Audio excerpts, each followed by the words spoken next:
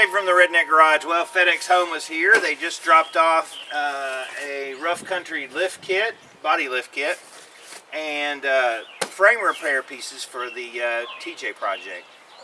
I've had a lot of questions on YouTube. Why am I spending time on the frame? Why didn't I get a new frame and put it on there? And you know, the reason's pretty simple. It's not that I don't have the ability to do that, right? I mean, if you can fix a frame, you can usually swap it over. I don't have the space. I don't have a dedicated shop. I'm doing this out in the driveway like a lot of you guys. So that's kind of the reason that I'm leaning more towards the repair portion of it than just, hey, let's swap the frame out. Because I could have bought a nice Jeep and not had to work on it. But I have a YouTube channel. I thought it would be beneficial to other people to be able to watch different repairs on the truck.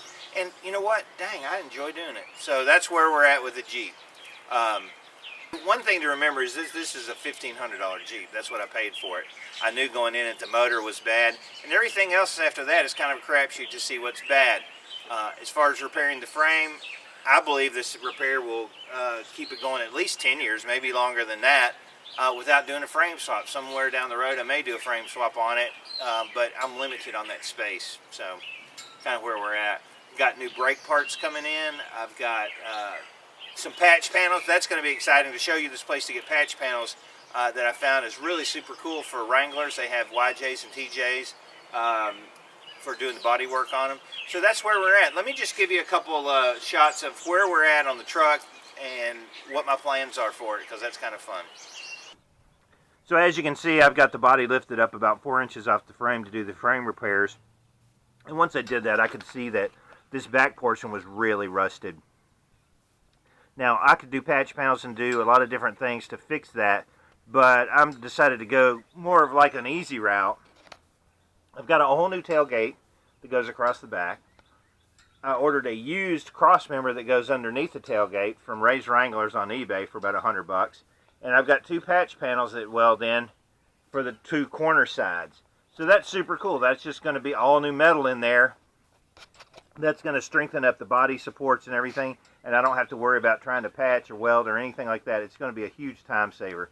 So I got all those parts coming in, and we got to repair the frame, and then we'll get on to that. One of our next steps is going to be to drop the gas tank, get it out of the way, and then we can really get to town on those rear frame pieces that we bought. The sides aren't too bad. I've got 2 spots here. I've got a repair panel that goes right here on the corner panel, and that part right there underneath the middle I'll have to fix with just a patch. So all in all, the rust was hidden. I think that's typical of a lot of Jeeps, and a little bit of preventive can actually keep a lot of this from happening. So, you know, think about that with your own Wrangler.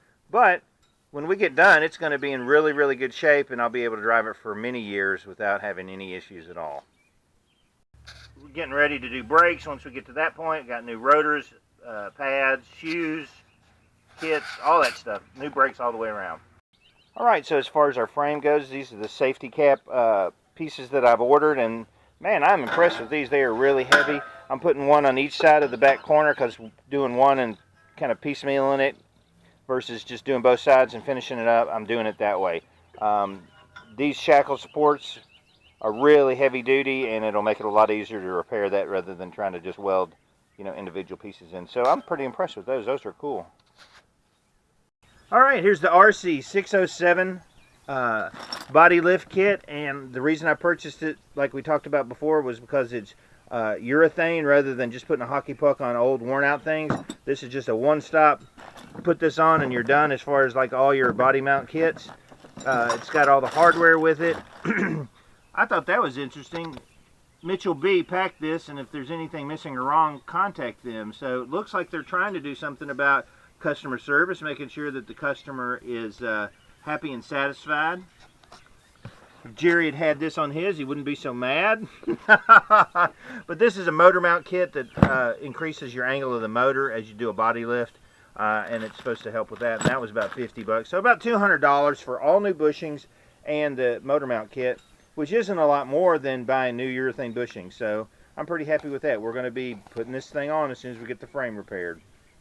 Alright, so that's going to be it on the truck as far as like where we're at, what we're going to do. We got a lot more videos coming up of different things, a lift kit, a body lift kit, the brakes, frame repair, body work, painting, all that stuff is coming up here on the Redneck Garage, and that's pretty cool.